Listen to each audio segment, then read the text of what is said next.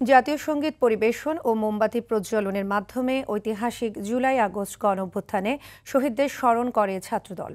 ছাত্র জনতার বিজয়ের বর্ষপূর্তি উদযাপন উপলক্ষে সোমবার রাত 12টার পর কেন্দ্রীয় শহীদ মিনারে আলোয় আলোয় স্মৃতি সমুজ্জ্বল শিরোনামে এ কর্মসূচি পালন করেন সংগঠনটির বিভিন্ন ইউনিটের নেতাকর্মী।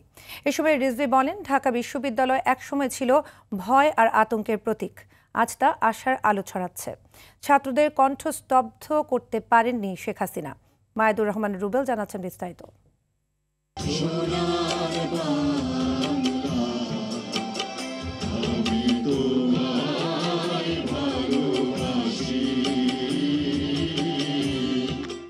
অসংখ্য মোমবাতির আলোয় মধ্যরাত আলোকিত হয় কেন্দ্রীয় শহীদ মিনার প্রাঙ্গণ। আর এই আলোক প্রজ্বলনের মাধ্যমে ৩৬ দিনব্যাপী কর্মসূচির আনুষ্ঠানিক উদ্বোধন করে জাতীয়তাবাদী ছাত্রদল।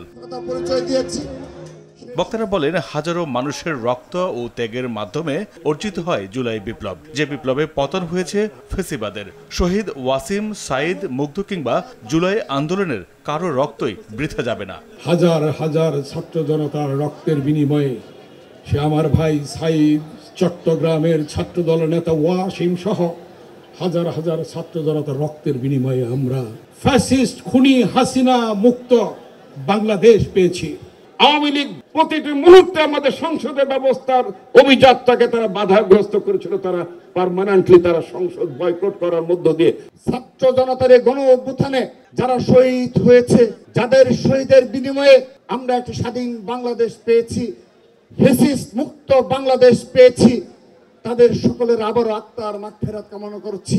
প্রদীপ প্রজ্বলন অনুষ্ঠানে বিএনপির সিনিয়র যুগ্ম মহাসচিব রুহুল কবির রিজভী বলেন, এটি শুধু মোমবাতি প্রজ্বলন নয়, গণতন্ত্রের নতুন যাত্রার সূচনা।